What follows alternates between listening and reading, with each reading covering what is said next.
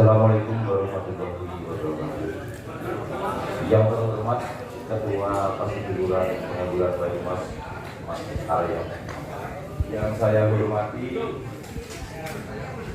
para senior, para pakar, Pak Desi Priyono, Bapak Ibu hadirin sekalian yang saya cintai dan saya banggakan.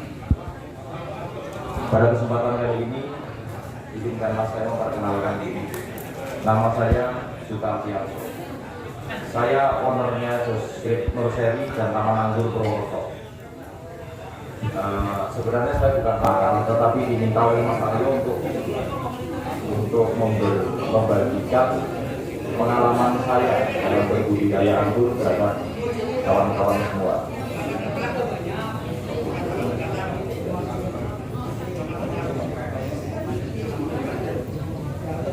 Yang pertama, sesuai dengan temanya, saya akan sampaikan perkembangan anggur di Kabupaten Banyumas.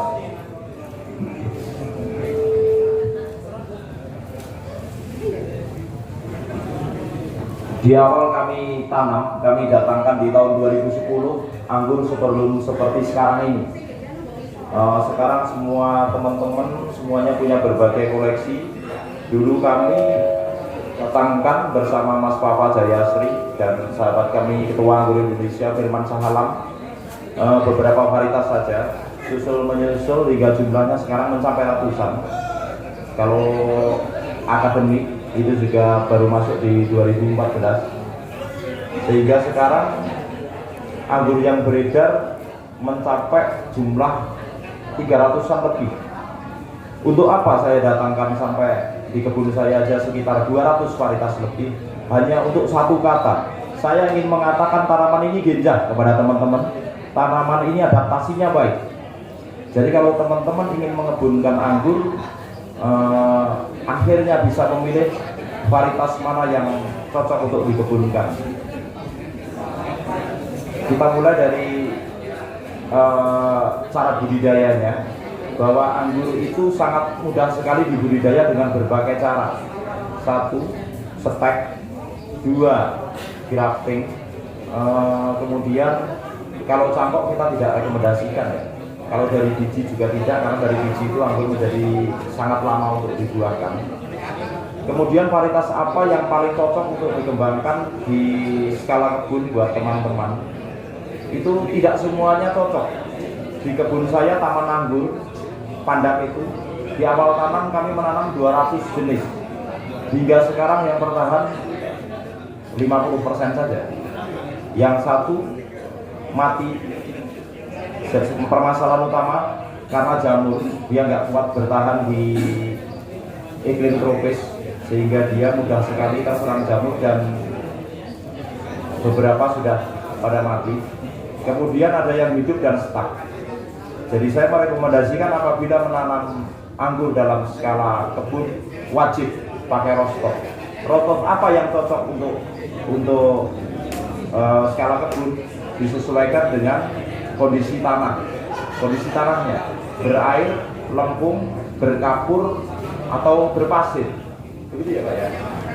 Jadi teman-teman harus menyesuaikan. Untuk apa sih pakai rostock? Sebenarnya anggur itu bisa hidup, bisa tumbuh, bisa berkembang meskipun tanpa rostock. Rostock adalah kunci pertumbuhan tanaman ada di sana, karena dia yang mencari nutrisi. Kalau perakarannya tidak baik, atau kita tahu iklim tropis ini terkadang kala hujan panas, begitu ya Pak ya. Kalau tergenang air, seringkali anggur-anggur impor ini tanpa rostock busuk akar ya. Jika sebesar apapun tanaman itu nantinya akan mati. Mungkin ada pertanyaan? Ada yang mau nanya? Apa saya sampaikan dulu? Terus ciri-ciri daun. Teman-teman kan kadang-kadang ini daun anggur apa ya? Kayak apa? Kayak gini. Kalau daunnya mirip daun waru atau beginian, Ini mungkin Pak Korani jadi kalau Indonesia mungkin ya. Mas, ambilkan apa namanya? Ada Isabella? Daun. Jadi kayak daun Isabella itu kalau kita sebut itu daun fictis, apa Pak? Pak Tinggal. Ya. Sini, Mas.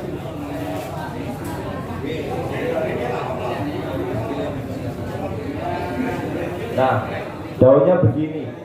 Ini daun ini kalau misalkan Mas Aryo punya bibit nih, ini daunnya begini. Kayak apa daunnya? Kayak bela. Inilah ciri-ciri daun Vitis lambrusa. Jadi begini ini, jadi teman-teman agak gaul sedikit bahwa ini ciri-ciri daun Vitis lambrusa. Dia identik sebagai anggur wine.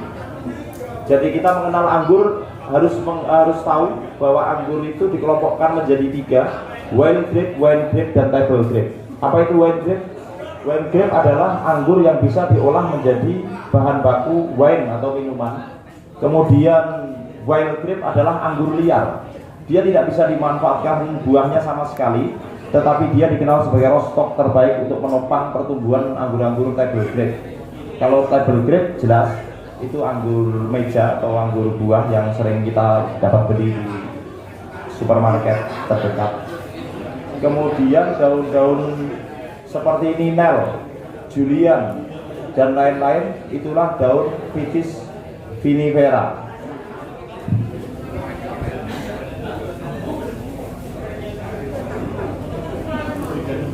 Kalau teman-teman menanam anggur, sekarang banyak yang berpikir bahwa anggur itu untuk bagi pemula cocoknya di hawa dingin, gitu ya Pak ya. Itu kebalik. Jadi anggur itu membutuhkan sinar matahari yang cukup banyak, artinya lebih panas lebih baik.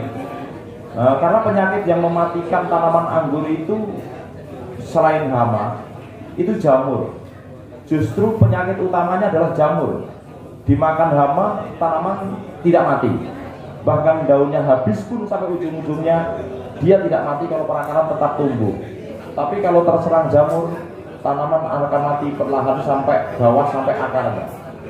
Jadi kalau hama kita bisa menggunakan insektisida, tapi kalaupun tidak menggunakan kimia insektisida, kita dapat melakukannya dengan pengalihan hama seperti menanam tanaman jenis-jenis refugia di sekitar kebun. Betul ya Pak Tri? Kalau fungisida kita tidak bisa alihkan Pak. Jadi jamur itu betul-betul harus diatasi. Apalagi di musim hujan seperti sekarang ini, aplikasi fungisida wajib ya Pak ya. Karena tanpa fungisida tanaman pasti akan terserang jamur.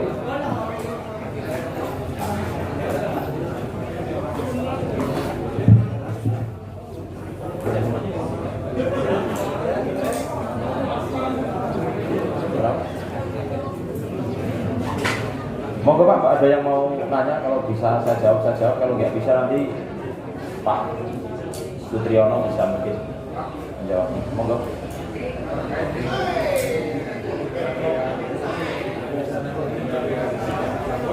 Oke.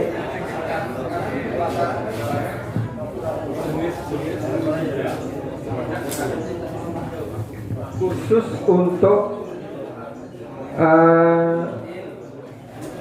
jamur yang sering menyerang tanaman anggur itu jamur kriteria apa saja, kemudian cara pengendalian yang tepat. Karena saya kemarin baru belajar menanam dan banyak, cuma 5 keserang jamur.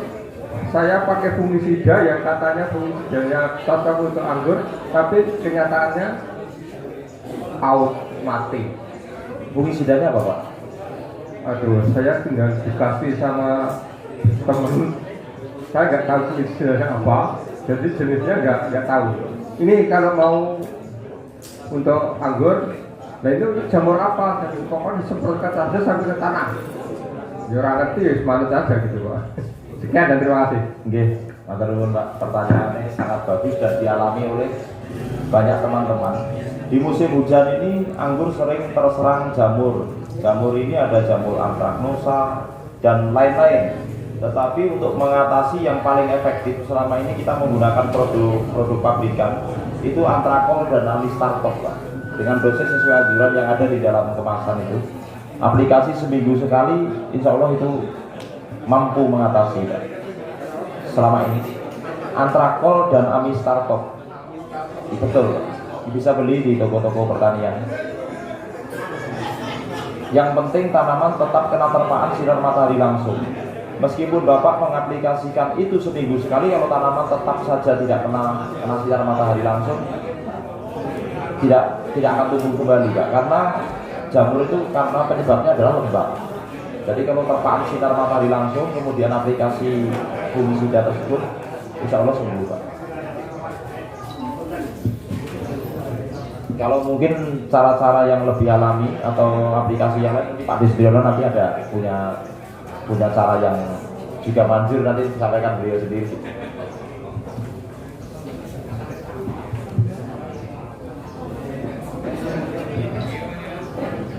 Mau nanya? Barangkali pengen berkebun, nanya varietas apa yang paling cocok. Kalau Ninel tuh ahlinya itu pojok tuh. Tuh, yang di pojok tuh. Nah, itu Ninel mania itu. Itu Mas Alea. Kalau di YouTube terkenal Alea Grape. Beliau pemula Pak.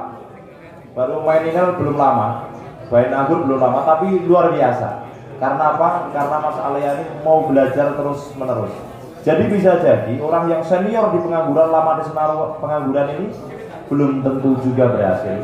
Tetapi banyak pemula yang justru lebih berhasil lebih dulu karena mau belajar terus menerus, melek teknologi, mau membaca dan lain. Betul Mas Alea? Nah, itu luar biasa. Itu adik saya, sering ke tempat saya juga ngobrol-ngobrol sama saya. Mas saya pemula, tapi alhamdulillah luar biasa. Bahkan buah anggur di tempat saya jauh lebih banyak tempatnya dia. Karena dia Ninel mania, khusus Ninel. Itu memang ahlinya.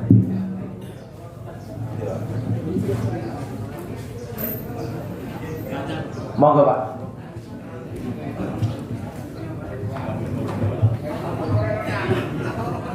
Assalamualaikum warahmatullahi wabarakatuh. Mau tanya ini mengenai cara menghilangkan jamur. Saya memang tahunya sih menggunakan antrakol itu, pakai jamur sama amistartop apa namanya itu. Tapi yang saya aplikasikan menggunakan antrakol itu dicampur dengan apa namanya deterjen itu yang tempat cuci piring itu lebih merata untuk jamur yang seperti serangga apa namanya rumah serangga itu yang kecil itu bisa hilang bersih. Tapi memang jangkanya agak hilangnya tidak langsung hilang, selang 1 bulan hilang. Itu saya aplikasinya pun juga apa namanya otodidak lah, tidak tanya-tanya, cuman saya nyoba ternyata berhasil. Cuman yang jadi masalah adalah kalau menggunakan fungisida yang sering itu daunnya kok pada jadi kayak keripik, tetap hijau tapi kering. Nah itu yang saya tanyakan di situ. Itu untuk mengatasinya bagaimana? Terima kasih.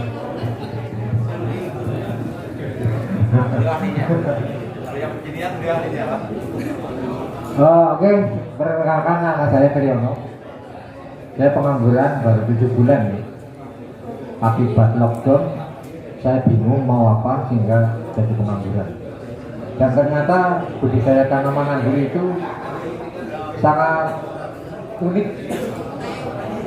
sangat unik sekali, dan banyak sekali pelajaran yang saya dapatkan.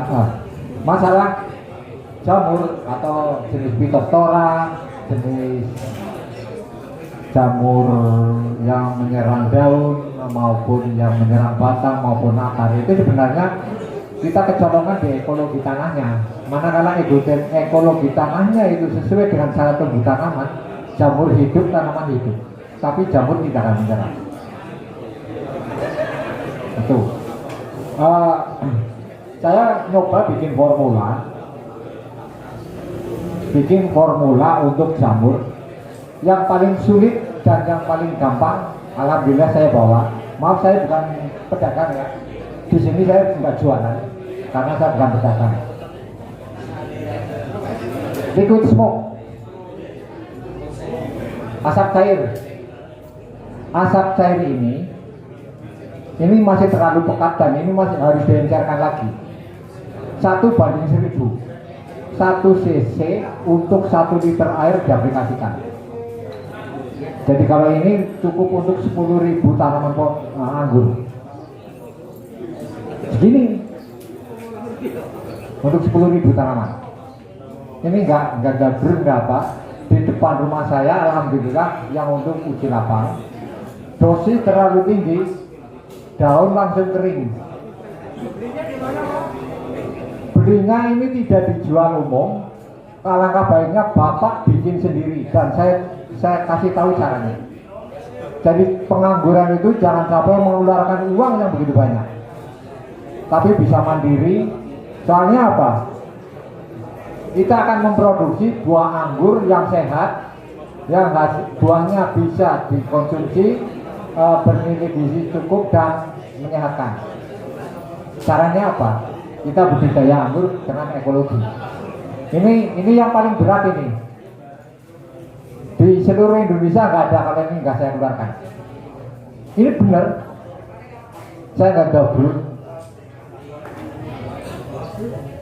Ini hanya ada di Kabupaten Banyumas. Ini serum.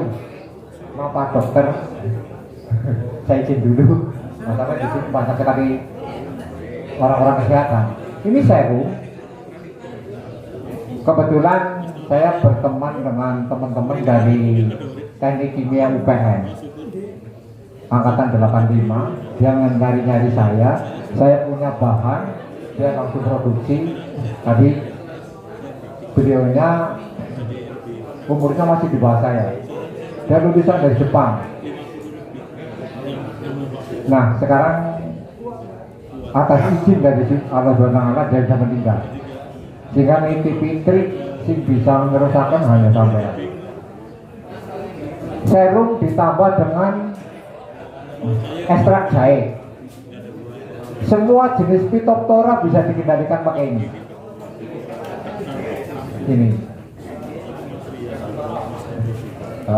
Phytophthora ya semua jadi jamur.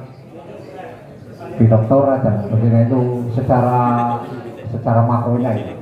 Terus di situ juga ada Paenibacillus polymixa. Itu di botol-botol kecil itu. Maaf bahasanya bahasa kesana ya, karena ya memang belum bisa dirubah. Bacillus polymixa itu untuk mengendalikan bakteri Xanthomonas moperatis periwisae atau bakteri kalau di tanaman padi kresek. Jadi kalau di tanaman anggur yang daunnya kering, mungkin bisa dengan Paenibacillus. Itu saya bawa itu. Dan itu insya Allah teman-teman petani juga bisa. Kalau kepengen paham, di sini ada pakar juga, Pak Pramono, itu lebih paham karena dia dari PHP. Itu ada itu. Dan itu tidak saya jual. Tidak saya jual ya. Sekali lagi tidak saya jual. Asal sampean mau belajar umpin, kemarin sudah teler bareng di rumah saya itu. Jadi nun sewu, orang yang kebun saya pasti rusak. Jadi jangan dekat-dekat dengan saya. Pasti rusak. Di aturan kudunya tuku ternyata kok gawe dewek. Iya kan? Makanya rusak. Anak-anak tuku, wah ternyata harus bikin sendiri. Di situ kan nanti akan terjadi kemandirian pengangguran petani budidaya di Banyumas. Terajari dari 0 sampai Z-nya. Nggak usah bayar. Nanti yang di atas yang bayar saya.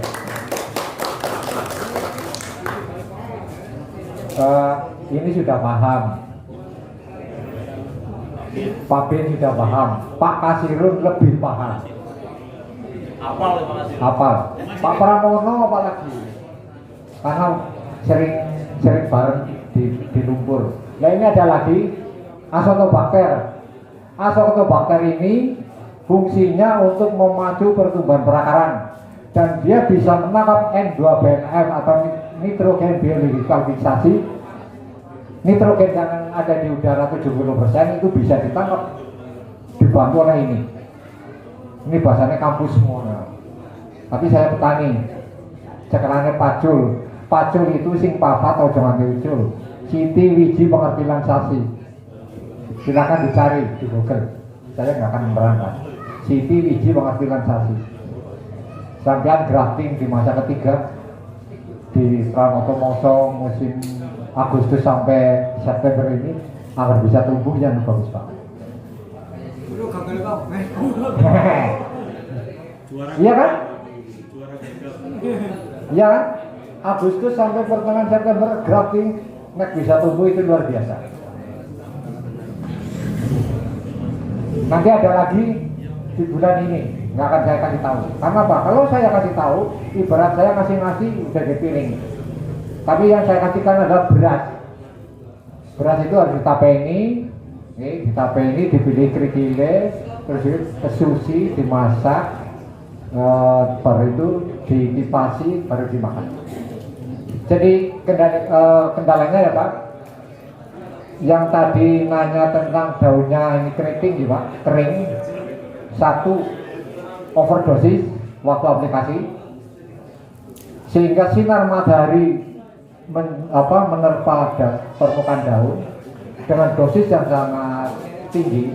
Ini nggak kuat, biasanya kayak gini, kalau nggak kayak gini, kalau nggak sampingnya kering.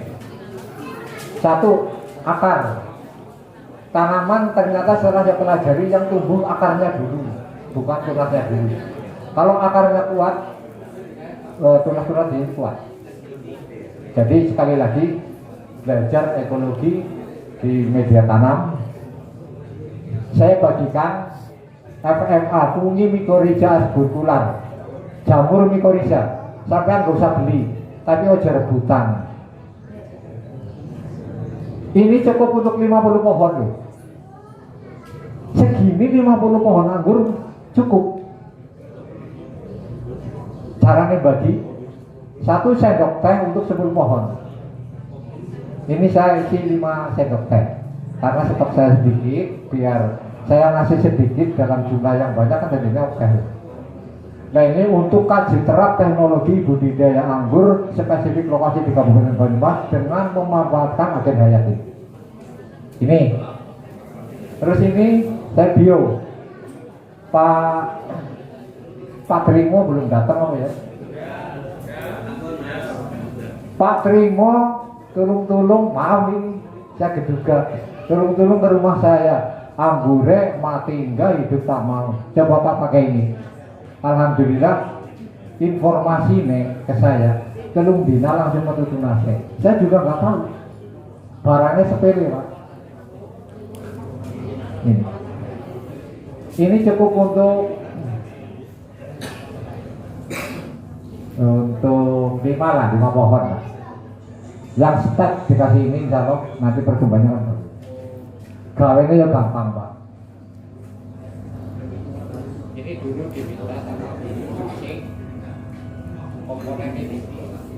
Waktu saya kasih terap teknologi di BLB Kerawang diminta, saya kasih.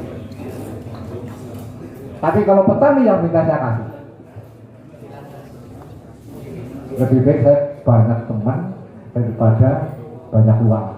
Sebab yang namanya uang adalah sebagai alat tukar dan alat bayaran sah, bukan apa-apa. Orang duit aku juga bisa ambil langsung kok. Ada lagi yang mau nanya? Mau saya lagi pegang.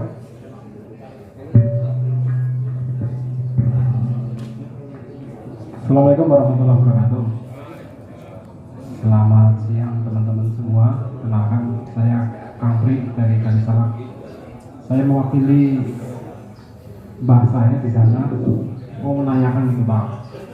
Ini pada tanggal sebenarnya sih bukan tanaman anggur, tapi mungkin tanaman buah itu ya identik Pak. Ini kepripun carane tanaman buah anggur ataupun yang lain niki buahnya saged manis. Dari ini buah ini tanaman buah itu wis dipupuk apa bae jere sing warna-warna lah. Niku rasanya mboten manis, ya niku kepriye carane main manis kata niku Pak. Nah niki matur nuwun. Assalamualaikum warahmatullahi wabarakatuh. Dicingklung.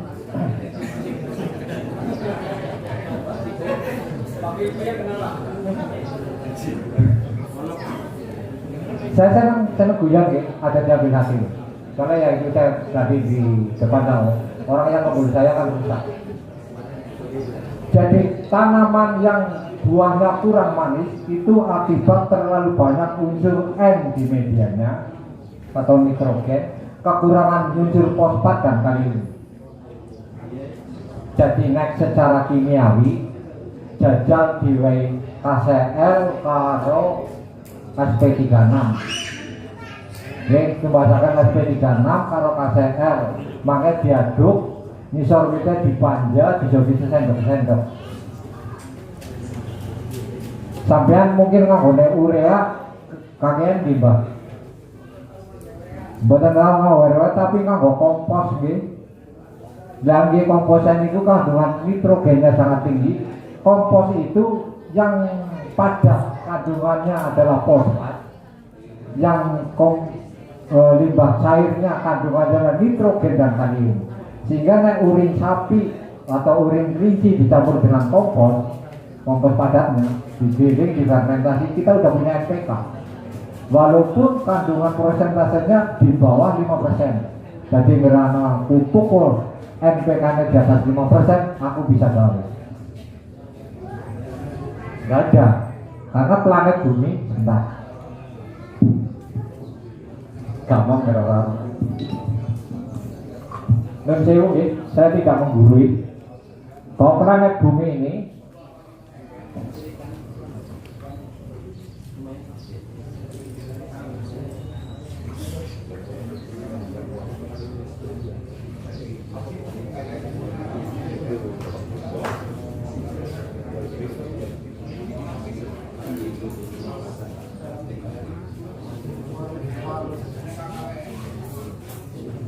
nah, ini planet bumi waktu pertama kali bumi diciptakan posisinya kayak gini, 45% batuan, 25% air, 25% udara, 5% bangunan. Ini waktu pertama kali Allah Subhanahu wa taala menciptakan bumi. Tapi seiring perkembangan manusia, bahan organik yang ada di planet bumi sekarang sudah berapa? Menurut penelitian dari UNPAD itu di bawah 3%. Ini maaf ya kedua nih, memang harusnya dari situ. Ini 100% bumi isinya ini 40% bahan mineral. Nah sekarang budidaya anggur yang saya katakan adalah mineralisasi, bukan biologi lagi, bukan organik lagi, tapi mineralisasi. Caranya itu ini memanfaatkan mineral. Bahannya zeolit untuk hidup mikorizia. Mikorizia saya tanam di tanaman jagung. Setelah sekian waktu mikorizia itu saya masukkan ke zeolit fermentasi. Jadi mikorizia semua. Nah kalau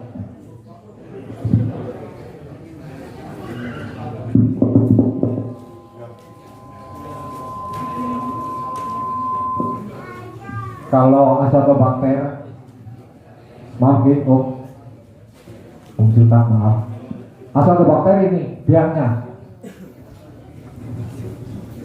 ini biang azotobakter, sudah saya isolasi.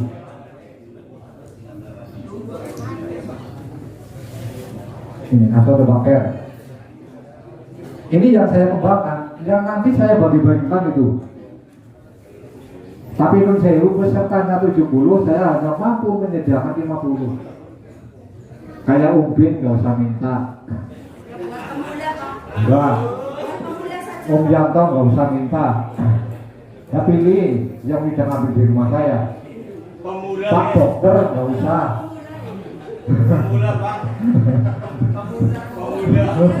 Sedikit nggak usah, karena deket. Orang-orang kebasan nggak usah, karena tinggal ngambil di rumah saya itu masih ada sekitar berapa liter. Silakan diambil. Nanti kalau nggak diambil saya nggak biarkan lagi. Nah ini Pak, ini satu bakteri. Ini contohnya. Ini barang jadinya. Ini biangnya, ini barang jadinya. Nah kalau sekarang beli di perusahaan 100 mili berapa Pak? Ini aja katanya kalau di UGM satu isolat itu 200.000 Pak. Tapi kalau saya enggak, selagi masih bisa eksplorasi, saya eksplorasi. Selagi masih bisa mengisolasi, saya isolasi. Itu valid. Lagi untuk uji coba antara Azoobacter finlandii dengan ini.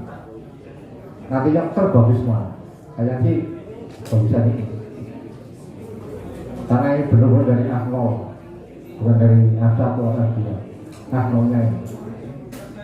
Mas Eko, ini. Bung Samdan penasaran. Tuh, Azoobacter. Wujudnya kayak gini bakterinya.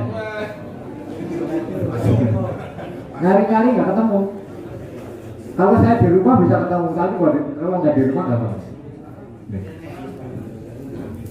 Dan ini makhluk hidup yang sangat kecil sekali. Konsep yang saya terapkan yaitu, maaf ya para kiai, para ulama, bukan saya sok pintar juga. Saya hanya ngambil satu poin yang tersurat dan tersirat dalam kitab suci yang saya yakini Al-Quran. Apa yang ada di langit dan apa yang ada di bumi diciptakan dalam keadaan seimbang dan berpasangan untuk membentuk satu kehidupan. Itu di langit sampai seperti wujud sinar matahari. Bisa nggak melihat? Gampang banget. Pas panas hujan kan biasanya ada pelangi, itulah sinar matahari isinya. Nah di bumi Mas Eko eksplorasi, bener kan? Yang ada di bumi dengan nasi ada yang warna merah, kuning, putih, hijau, hitam, itu. Jadi apa yang ada di sana dan apa yang ada di sini itu dipadukan Pak, untuk menghidupkan tanaman anggur. Istilahnya Mejikuhibiniu yang ada di atas dipadukan dengan mikroba yang ada di dalam tanah dalam satu kesatuan, hiduplah tanaman anggur.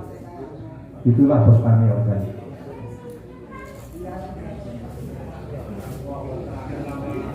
Yo sedikit lah ya. Keyakinan saya itu sebenarnya betul. Dan alhamdulillah baru dipakai di beberapa negara di Asia Tenggara. Karena saya tergabung dalam asosiasi petani Asia Tenggara. Jadi kan bonus dia ngomong di Madinah Umah ini.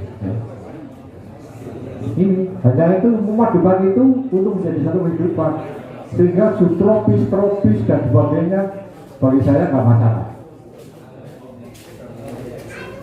PR saya satu tadi Om Juta udah ngasih pelajaran bagaimana tanaman anggur yang dari daerah Eropa dimasukkan ke Indonesia tapi bisa aktif.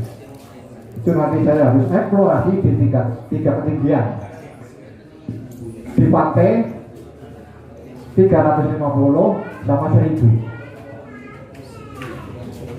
Itu nanti mikrobanya saya gabung jadi satu. Pas musim kemarau yang di pantai dominan, yang pas musim peralihan atau mareng nanti yang 300, pas musim hujan kayak gini yang 1000 yang dominan di media ini. Contohnya di sini. Ini tiga wilayah saya masukkan jadi satu. Dan alhamdulillah orang bimbing atas izin yang di atas. Pak Biro, Pak Trimo, Pak Biro ini.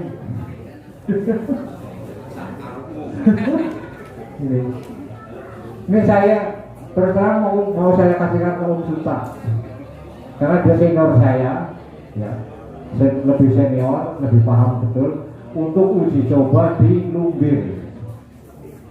Ini cukup untuk 100 pohon. Mau dibikin 1000 pohon pun bisa, mau dibikin 10.000 liter pun bisa. Ini untuk sekabupaten Banyumas bisa, untuk semua perkara bisa ya. Tinggal ngambil gitu. Walaupun badannya segini-segini. Tapi Om Bin nggak usah, Om Yanto nggak usah, Mbah Waji nggak usah. Dipalangi di sini. Oke, ada yang mau nanya lagi, monggo. Pak Dokter.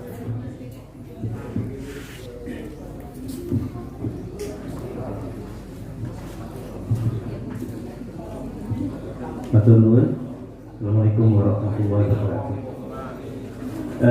Saya ingin bertanya ini karena memang khusus ya, karena ini kan pertemuan Pak Seduluran anggur, jadi yang dibahas anggur. Saya ingin bertanya kepada Pak Sutri ini. Kebetulan sekarang kan musim hujan. Ya, problem yang saya hadapi dan mungkin teman-teman semua yang dihadapi adalah satu mengenai podonimildew sama donimildew, ya, itu yang menyerang tanaman. Kemudian antraknose. Kemudian lagi sekarang yang lagi musim itu seperti kumbang ya, menggerek daun itu ya, yang suka bikin batik gitu. Nah, itu bagaimana penanganannya? Itu. Kemudian yang saya khawatir itu begini.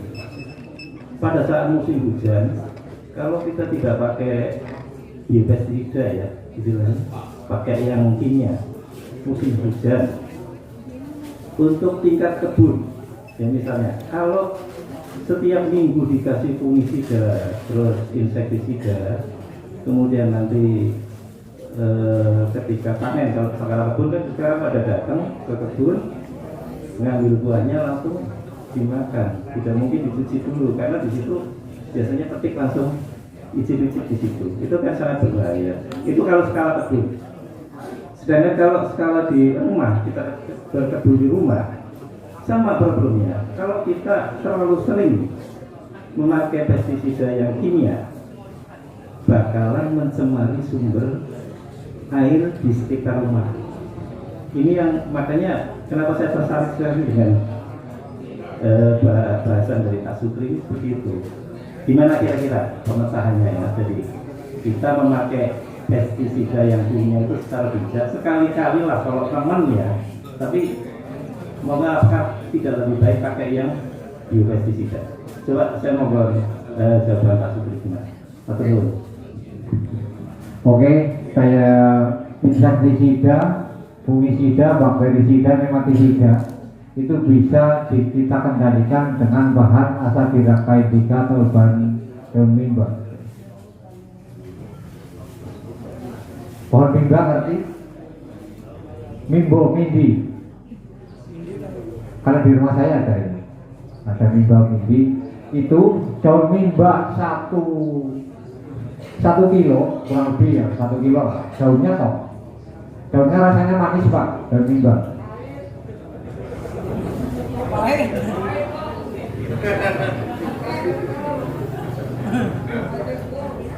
Bisa nanti ngerti kan.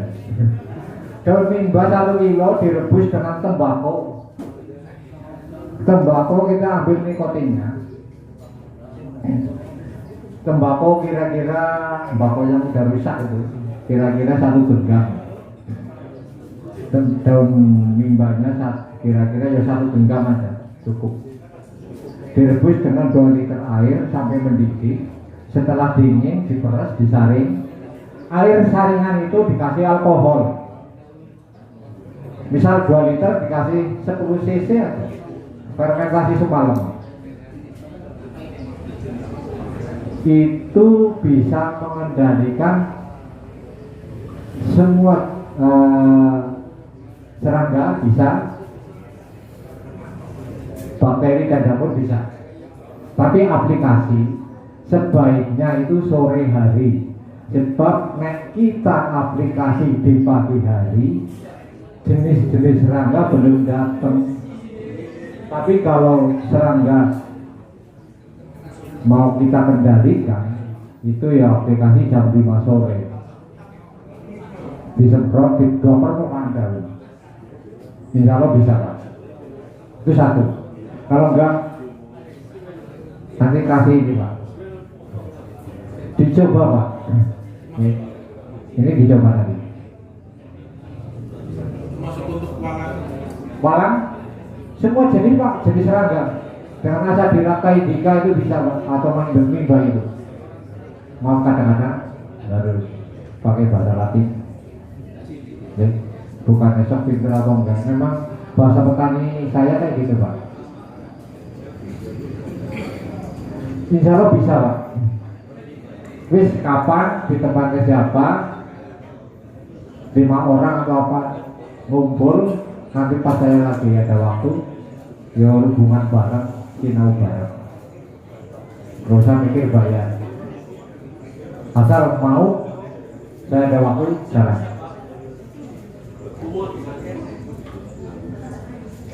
Ayo mau ngembangkan yang apa, soalnya ilmu itu kalau saya simpan, insya Allah akan menjadi batu sandungan manakala saya sudah keluar dari alam dunia. Ya lah kok. Disaponi kok. Iya. Jadi batu sandungan. Daripada nanti saya bisa kesandung karena ilmu, lebih baik saya sampaikan sekarang. Karena gue enteng-enteng. Karena saya nggak tahu sampai kapan. Tuh. Ada lagi, monggo. Pakai ini juga bisa Pak. Pak Bapak, pakai ini juga bisa.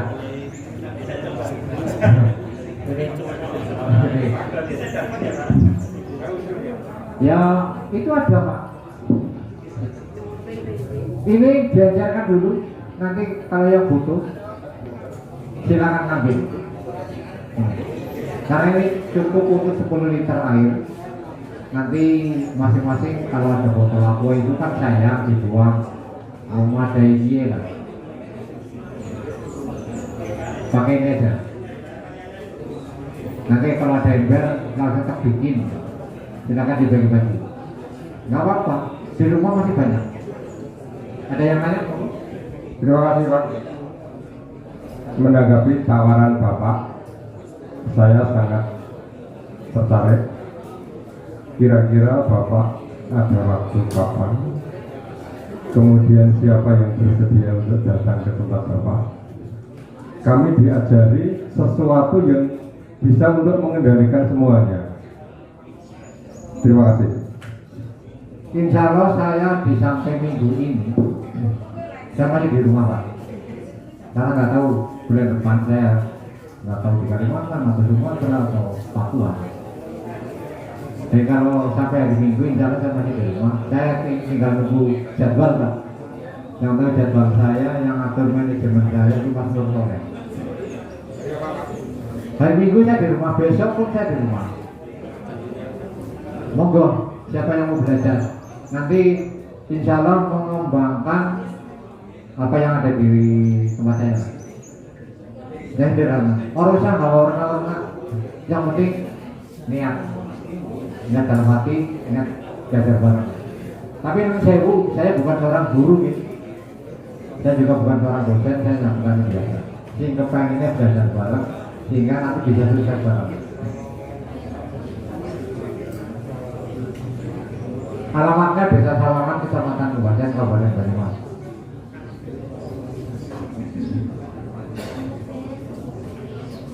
Mau bikin media tanam dari mulai giling kompos dan sebagainya, ini monggo. Kebetulan ada hasilnya nanti silakan dibawa pulang. Jangan ditinggal di tempat saya, harus dibawa pulang. Karena apa? Harapan saya ini loh, gawane dewe, di rumah sendiri, dipraktekkan di rumah sendiri, diamati sendiri, Sehingga dengan mendengar kita lupa, dengan melihat kita ingat, dengan melakukan kita hafal, dengan menemukan kita bisa menguasai. Jangan nampak orang ngomong kayak gitu. Oke, ada lagi? Monggo Mas. Bismillahirrahmanirrahim. Assalamualaikum warahmatullahi wabarakatuh. Salam kenal, saya Sodikin dari Kemeranjan, Pekalongan. Mau tanya untuk Bapak Suta khususnya untuk pemula seperti saya, untuk ingin pembudidaya anggur, itu cocoknya untuk pemula itu jenis yang paling mudah itu apa aja?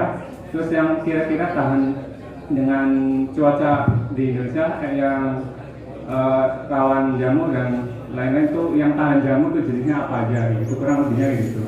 Terima kasih. Terus Mas bikin datang ke rumah saya. Ini saya cerita saja, nanti dari cerita saya ini panjenengan semua nanti akan tahu. Suatu ketika datang sekitar 40 orang ke tempat saya. Orang ini berbagai latar belakang pendidikan, tidak ngerti anggur sama sekali. Ada yang kuli bangunan dan lain-lain, tapi dia mendengar cerita sukses kampung anggur di Yogyakarta. Dia datang ke saya, minta dibimbing untuk menanam anggur. Dibimbing mulai cara buat media, varietas apa yang cocok, cara tanam, dan lain-lain. Sedangkan itu berada di perkampungan sempit di Purwokerto.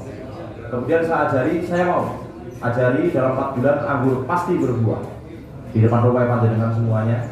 Sebenarnya saya berbicara resmi agak sulit karena saya ekstrim, terus terang aja saya gampang sekali, jadi saya menyederhanakan sehingga kesan menanam anggur itu rumit, bertele-tele, hilang ketika datang ke kebun saya, betul? Ya betul. Mas Galih pernah datang itu untuk Mas Galih juga itu, semua pernah datang ke tempat saya, Mas Inggih ya, semuanya datang. Jadi saya ingin merubah image bahwa menanam anggur itu tidak serumit itu, bertele-tele begitu, tidak, mudah, murah, gampang berbuah gitu ya.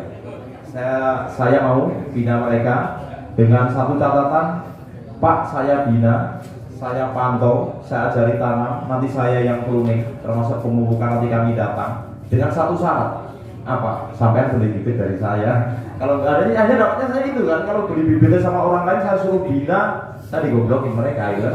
Iya nggak? Hanya itu. Jadi dia nanya, Pak, pupuknya apa? Di awal pertumbuhan 0 sampai 3 bulan saya kasih tahu NPK. NPK saja. NPK itu apa, Pak? Itu pupuk seimbang, natrium, fosfat, kalium. Natrium itu apa, Pak? Waduh, berat. Kalau sudah sampai sini berat ya. Saya menyederhanakan biar dia mudah mengerti. Bapak ingin apa? Kalau ingin menyuburkan unsur L yang dibutuhkan, N nyuburkan. Kalau Bapak ingin pembuahan dan pembuahan, P yang dibutuhkan, fosfat. Kalau Bapak ingin kuat rasa, kuat warna, dan tidak rontok, maka butuh unsur K yang dibutuhkan. Jadi NPK nyuburno pembuahan, kalau kekuatan. Dia ngerti lah, tapi kalau natrium, fosfat, kalium dia nggak ngerti. Tapi pertanyaannya bagus. Pak, saya mendengar pupuk makro, pupuk mikro. Waduh, ini apa, Pak? Saya jelaskan. Pupuk makro dan mikro pada tanaman anggur itu dibagi menjadi 2 fase, fase vegetatif dan generatif. Pada fase vegetatif, pupuk makronya adalah NPK. Makro itu apa? Makro adalah pupuk yang dibutuhkan tanaman pada fase itu. Butuhnya akeh, itu jenenge makro. Butuhnya sithik, itu jenenge mikro. Nah, di fase generatif maka unsur N menjadi pupuk mikro bagi tanaman anggur. P sama K menjadi pupuk makronya. Nah, ketika fase ini fase vegetatif, maka pupuk P dan K adalah menjadi pupuk mikronya. Kebalik, karena tergantung fasenya. Jadi makro dan mikro itu artinya butuh akeh lan butuh sithik. Kapan butuh akeh P dan K?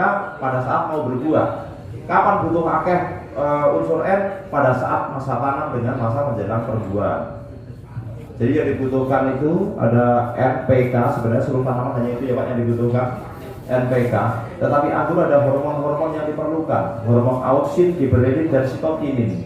Kalau kita ingin menyuburkan media tanam, menyuburkan perakaran, maka hormon auksin dibutuhkan. Pada bahan alam, hormon auksin mungkin Pak Bambang lebih paham ya Pak, seperti kecambah ya Pak, kecambah, rebung, dan lain-lain. Kemudian hormon giberelin. Untuk apa hormon giberelin pada tanaman anggur? Hanya untuk memanjangkan malai. Kalau berbeda pendapat dengan saya monggo, tetapi saya sudah kebunkan sekian banyak di kebun saya dan berhasil.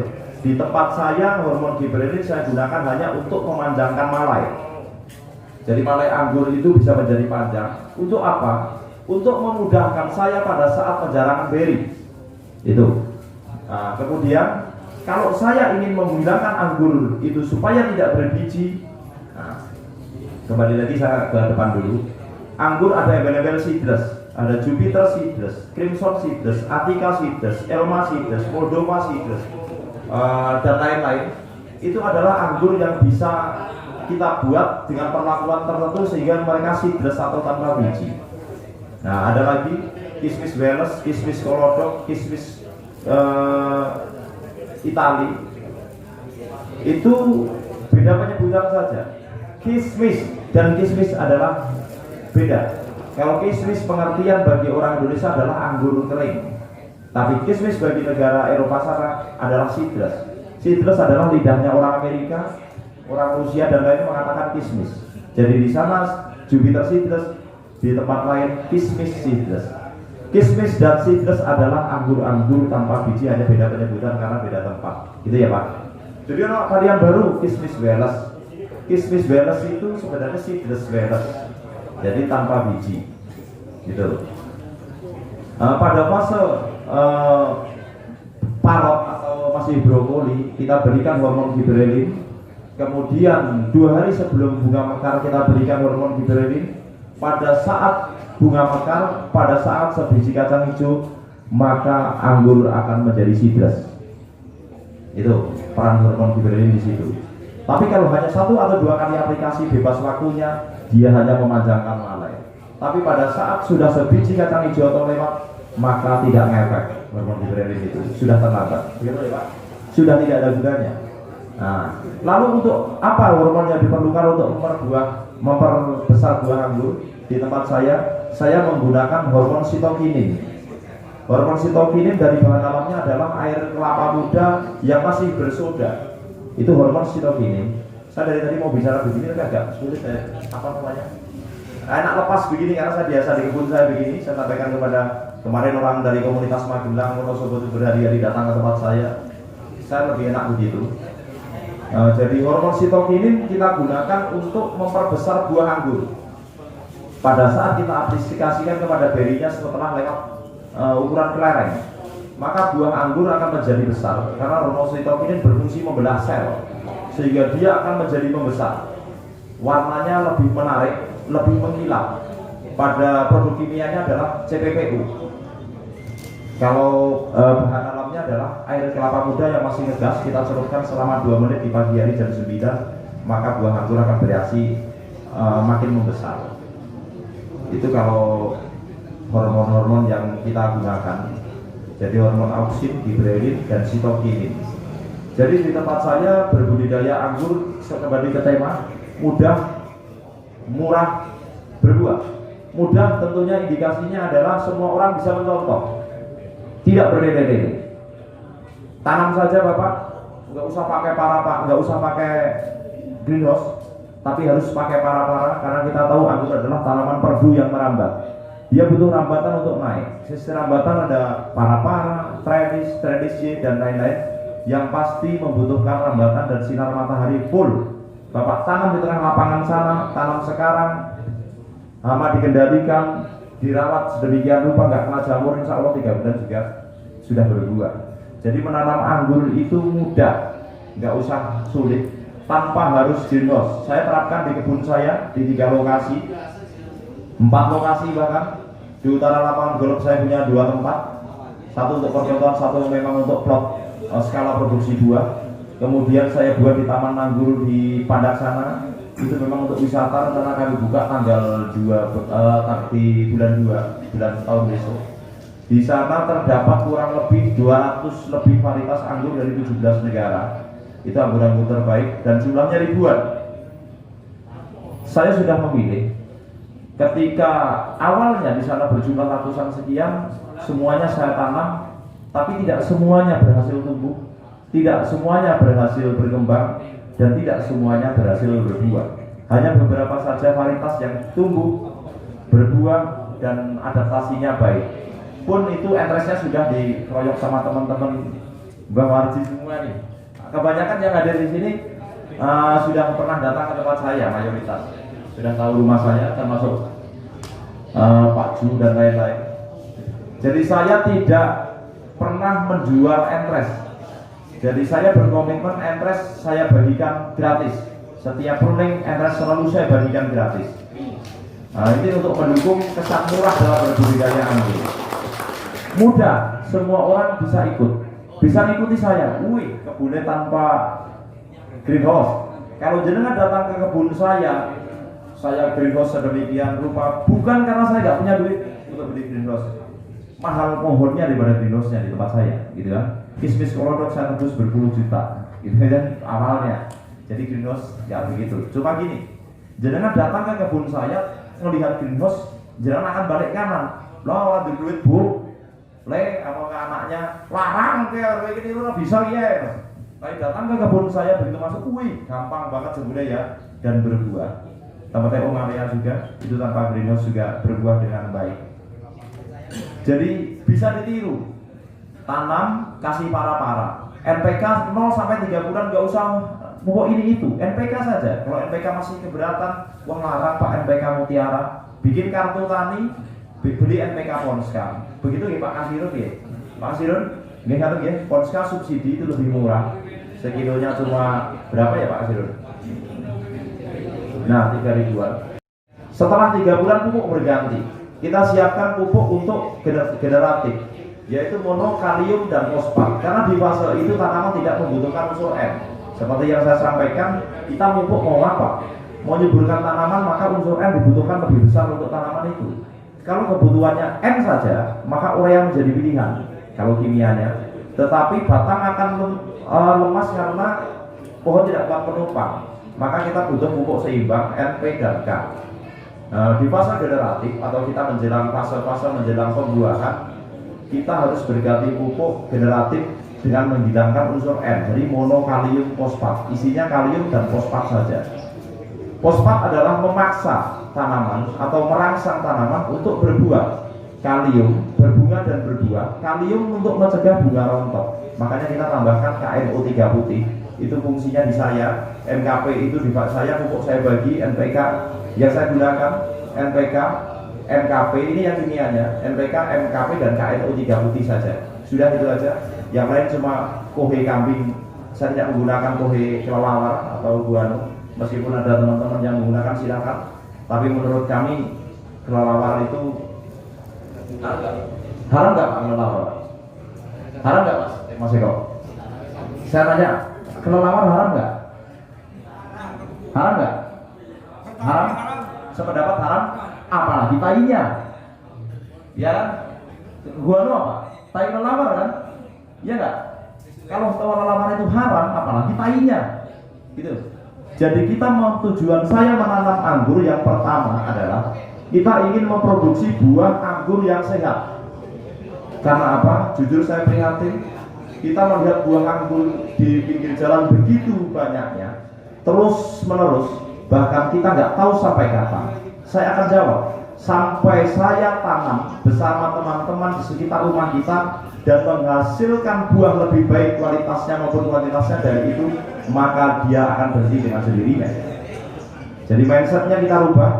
Saya bersama teman-teman komunitas anggur Indonesia yang lain, ketika beramai-ramai mendatangkan buahnya, saya impor pohonnya hingga saat ini sampai ke panjenengan semuanya ini. Di awal mulai dari 2010 bibit masih sangat mahal. Pak Dr. Bambang juga seperti beli kucing dalam karung seperti saya juga. Ini anggur jenisnya ini, fotonya ini, sampai hari ini nggak berbuah. Iya Pak Bambang ya. Jadi bersyukurlah panjenengan semua yang pemula pada hari ini sekarang hebat-hebat. Anda panjenengan semuanya bisa tahu jenis ini kami sampaikan, bisa tahu ini genjang dan ini bisa beradaptasi dengan baik karena melalui pengujian di kebun saya dengan jumlah ratusan yang kami bantai. Artinya saya telah buang duit ratusan juta untuk ini, untuk mengatakan ini genjang. Kata siapa? Kata saya.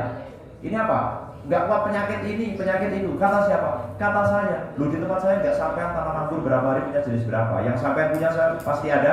Yang sampean nggak ngerti aja saya ada, gitu kan? Karena jenengan turunan dari kami semua yang awalnya itu ya Pak ya. Jadi begitu.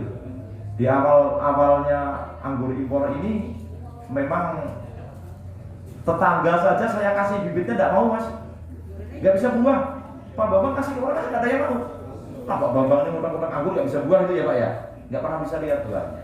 Tapi alhamdulillah ketika punya Pak Bambang sudah ada yang berbuah, teman-teman dikasih handasnya ya Pak ya, sekarang berbuah semuanya. Kemudian murah, menanam anggur murah itu pengertiannya adalah kita tidak perlu biaya yang mahal-mahal, nggak ada NPK, kita pakai pupuk buatan sendiri seperti yang Pak Sudriono ini kita sebut bikin POT juga ya Pak ya, tanpa NPK, air cucian beras. Ini yang saya praktekkan di Kampung Anggur. Kami membuat Kampung Anggur namanya Saras. Saya membuat 2 gang di Kober Karangsempu, Gang Sawi dan Gang Rasam dengan orang-orang yang tidak ngerti anggur yang mereka tanam itu. Sekarang di usia 5 bulan hari ini semua berbuah 100% dari seluruh bibit yang saya berikan di usia 3 bulan sudah berbuah. Itu di Karangsempu. Jadi nggak usah bertele-tele. Di tempat saya hujan kepanasan biarin. Hujan kehujanan kita di Indonesia. Kalau kita ada orang Belanda masuk ke Indonesia, maka dia harus jawani di tempat kita. Jangan kita ikuti tanaman kau tuh tanam di Indonesia, kau harus ikuti aturan aku, gitu kan? Jangan aku itu aturan kau harus ikuti aturan aku. Mati gak? Enggak. Yellow Belgia yang sampai jadikan Rostock itu dari Belgia. Mati gak dia? Enggak. Bertahan hidup dengan baik gak? Baik, bahkan sampai jenengan gunakan Rostock, dirawat gak? Enggak sama sekali. Siapa yang rawat Yellow Belgia? Gak ada. Di pinggir-pinggir jalan aja ditaruh-taruh ya Mas Inu ya.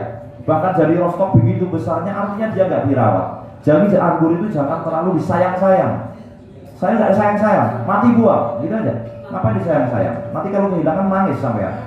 Jadi saya nggak pernah sayang-sayang. Biar dia beradaptasi sendiri dengan sendirinya. Yang paling penting perlu diatasi, anggur itu penyakit utamanya adalah jamur dengan berbagai temannya. Jadi jamur yang mematikan anggur. Kalau hanya belalang, lain-lain bahkan bisa merugikan, bisa menguntungkan. Di salah satu teman saya dia tidak tahu anggur dibiarkan liar begitu saja, dipoles belalang. Dia sangat sedih. Disitulah justru malah berbuah karena belalang telah memangkas di titik yang tepat. Jadi hama tidak mematikan, tetapi yang mematikan itu adalah mulai dari perakaran karena akibat jamur juga. Jadi penyakit utama berbudidaya anggur adalah jamur. Nah, berbuah. Gimana caranya anggur bisa berbuah di usia yang relatif muda? Dengan batangnya besar. Jadi untuk membuahkan anggur tidak karena usia. Ada teman-teman yang menyatakan 7 bulan harus dibuahkan, 1 tahun harus dibuahkan, tapi karena kondisi tanaman. Pak, tanaman saya sudah 1 tahun, begitu saya lihat kayak gini aja. Kemarin kayak gini, bulan besok begini, bulan besok mana di bawahnya. Berapa tahun? 1 tahun atau 10 tahun sudah gak akan berubah begini. Jadi bukan karena pohon usianya, tapi karena kesuburan tanaman. Anggur membuat yang menjadikan berbuah adalah kesuburan tanamannya, bukan karena usianya. Mau usianya 20 tahun dari Pak Sudriono begini terus karena mau berbuah. Jadi yang pertama buat anggur itu subur dulu. Setelah subur, berikan nutrisi yang dibutuhkan tanaman itu sesuai dengan fase. Dia masuk fase vegetatif atau fase generatif. Nah, penjabarannya begini. Kalau Bapak Ibu sekalian ingin membuahkan anggur di usia 4 bulan dengan berbuah lebat dan batang tidak kempes, karena kalau kekurangan nutrisi maka batang akan menjadi kempes atau gepeng karena memang tanaman belum siap. Jadi kita harus berikan nutrisi secara rutin. Biarkan tanaman tumbuh sampai para-para. Kalau kita menggunakan para-para, tidak ada persabangan di daerah situ. Setelah sampai para-para, betul-betul liarkan anggur sampean. Lupakan yang ngarit, yang kerja, yang dinas ke kantor, yang guru, yang ngajar. Sudah lupakan seolah-olah tak pernah tanam anggur.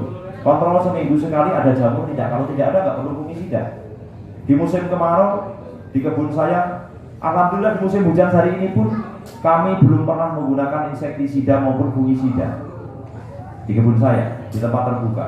Fungisida akan saya gunakan manakala betul-betul segala upaya yang saya lakukan gagal. Jadi baru saya menggunakan kimia.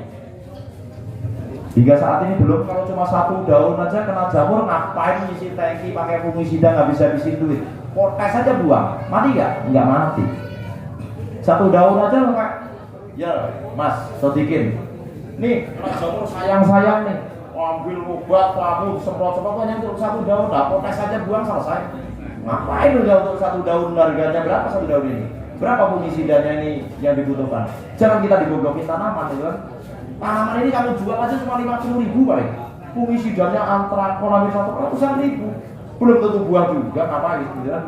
Jadi kalau ini 1 daun kena jamur, potes saja buang. Itu yang saya lakukan. Kalau mau nyoba monggo, kalau punya cara lain tidak apa-apa, bebas. Gitu. Jadi nggak usah sulit-sulit. Di tempat saya insektisida tidak kami gunakan, tetapi kami menggunakan pengalian hama. Karena hama pun kita pakai fungisida, pakai insektisida, pestisida dan lain-lain, mereka makhluk hidup yang butuh makan. Habis obat-obatan dia akan datang kembali. Apalagi kalau menanam di tepi sawah dan masa panen telah selesai, sehingga hama berpindah mencari makanan. Jadi saya tidak membunuh mereka, karena makhluk hidup itu walaupun hama, kubang malam dan lain, mereka makhluk hidup yang berhak hidup. Jadi saya tetap biarkan hidup, tapi saya berikan tawaran tanaman yang lebih menarik buat mereka. Salah satunya adalah bunga refugia, tanaman kacang panjang. Ketika anggur dan kacang panjang berdampingan, apakah anggurnya kalah? Enggak. Terus hama akan lebih suka memakan daun kacang panjang daripada daun anggur. Kalau nggak percaya silahkan buktikan. Betul. Jadi saya tidak, sampai saat ini saya belum menggunakan insektisida di seluruh kebun saya. Dan yang mati ada beberapa yang kena jamur. Jadi saya juga tidak, saya berpikir kalau yang mati kena jamur memang dia tidak cocok ditanam di saya. Jadi saya nggak mau berkutat untuk tanaman ratusan ini. Saya sibuk ngatasi 1 tanaman yang tidak lepas dari jamur, copot buang daripada stres saya, gitu kan? Gitu. Jadi ekstrim saya. Nih, saya punya anggur 100 nih, 2 kena jamur. Tiap hari yang protein 2 ini aja, yang lain kena jamur enggak? Enggak. Ngapain 2 ini buang aja? Ganti yang lain, banyak pilihan. Toh belum tentu 2 ini juga nantinya setelah besar berbuah juga dengan kualitas lebih baik. Rata-rata yang gampang kena jamur dan bertele-tele kita merawatnya, buahnya juga tidak sesuai harapan. Tran itu tidak bertele-tele, tapi kita tahu seluruh varian anggur Ukraina saat ini yang buah terbesarnya ukuran dipegang oleh Tran. Sejatinya bukan Tran, tapi ada di tempat kami. Sejatinya monster anggur Ukraina adalah Alvika. Namun sampai saat ini belum kita keluarkan juga. Monsternya anggur Ukraina Alvika, dia berbuah lebih besar dari Tran. Tapi kalau untuk saat ini yang beredar varietas anggur Ukraina terbesar adalah Tran. Buahnya sangat disukai oleh banyak orang dan mudah dibuahkan, termasuk varietas genjah itu Tran. Jadi kalau kita berkutat mengatasi 1-2 tanaman yang bermasalah dengan kehidupannya saja, hidup aja sulit, makan waktu, makan tenaga, buang aja. Itu saya. Jadi nggak usah sulit-sulit. Apa Ya, maaf memotong. Tes. Untuk rekomendasi tanaman yang sudah ada di kebun Om Buta, untuk cocok yang untuk pemula itu jadinya kayak tadi duduk Ya. kan? Nanti saya akan ke sana. Oke. Ketika kita jenengan menanyakan saya tanaman anggur apa yang cocok di saya, jenengan tanam anggur tujuannya mau ngapain? Itu jelas dulu. Ada mau jualan buah, jualan bibit, untuk tabula pot, bikin kebun atau bagaimana? Harus tahu ini berbeda-beda. Insya Allah untuk pembibitan. Nah, pembibitan mau perlu contoh batok, kok, orang perlu akeh. Wah, harus bibit cukup kok. Jadi kita ketika menanam anggur kita harus punya tujuan. Saya tanam anggur untuk apa? Untuk produksi buah, untuk wisata, untuk tabula pot, untuk pamer karo tanggane, untuk jualan bibitnya dan lain-lain. Kita harus punya tujuan. Manakala kita menanam anggur untuk produksi buah di skala kebun, maka varietas wajib kita pilih. Tapi kalau untuk sekedar prestis saja, untuk hiasan di sekitar rumah, maka varietas juga harus kita pilih. Nah, kalau untuk pilihan skala kebun adalah kita mencari, kita sesuaikan dengan pasar, dengan orang Indonesia. Orang Indonesia yang disukai adalah buahnya besar, rasanya enak, regane murah. Wis murah jalur ibu, gitu ya Pak. Kita tahu duku itu kalau besar bijinya besar juga, tapi ibu itu tetap pada wilayah yang gede, ya nggak Pak? kayak sing gede-gede padahal di sini jidok masih dimilih juga. Jadi kita kalau begitu kita harus memilih anggur mana yang buahnya besar. Besar saja tak cukup, dongkolannya baik, rasanya enak, itu juga belum cukup, punya nilai jual.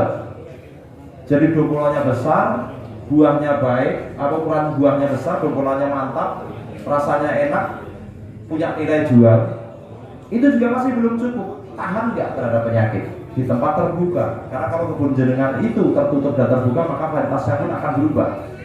Kalau varietas di tempat terbuka, di saya memang di awalnya Ninel, termasuk Mas Alea, Ninel kita kenal buahnya sangat gejak, pohonnya sangat adaptif.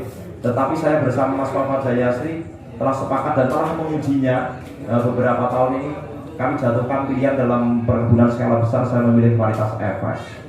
Everest menjadi pilihan di kebun saya. Waktu itu di Anggur Banyumas, Everest disingkir-singkirkan. Di tempatnya Om Gale saja nggak laku. Mana Om Gale? Mas Gale? Gandul? Akmal juga itu. Itu grup-grup pangon ini, pasukan semua nih. Kamu mau Everest nggak waktu itu? Mau nggak? Enggak mau.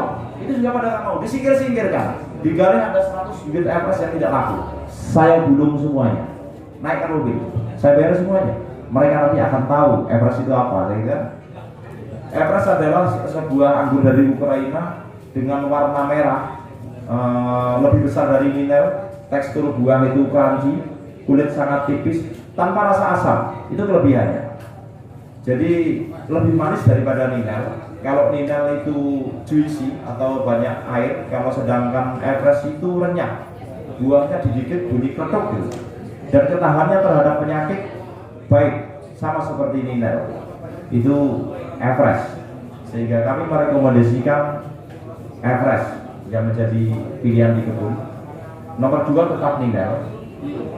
Dua varian ini, Everest dan Ninel, varietas anggur yang mudah dibuahkan dan tidak mudah pecah buahnya manakala hujan terus menerus tanpa break cover.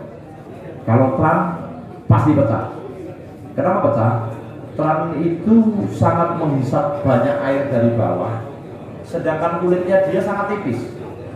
Sehingga kalau hujan terus menerus kita tidak bisa mengatur air yang ada di media tanam tanpa greenhouse, saya berbicara tanpa greenhouse.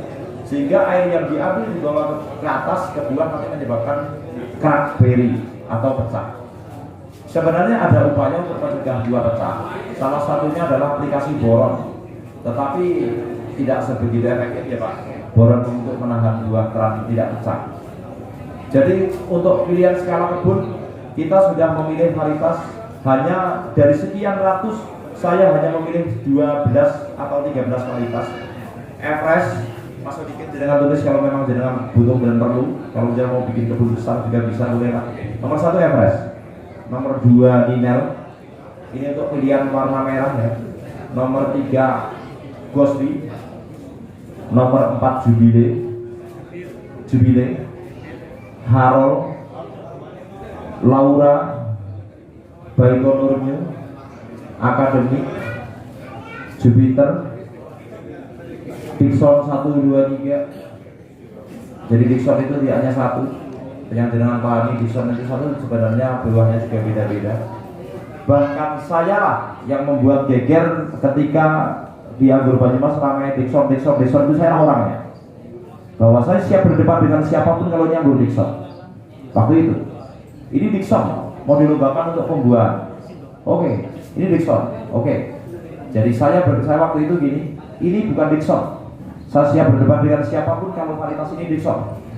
Yang pertama, Dixon tak pernah menjelma daun seperti ini. Dari seluruh varietas yang saya punya itu tak pernah ada kemiripan. Dan itu adalah varietas Giovanni.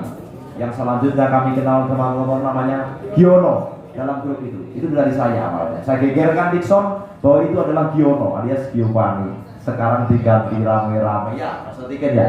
Jadi namanya Dixon awalnya dipuk-ipuk, ngapain dipuk-ipuk Giono itu kan? Itu Giovanni. Gitu Pak. Seperti itu. Ya. Mungkin kita harus istirahat dulu. Bisa apa?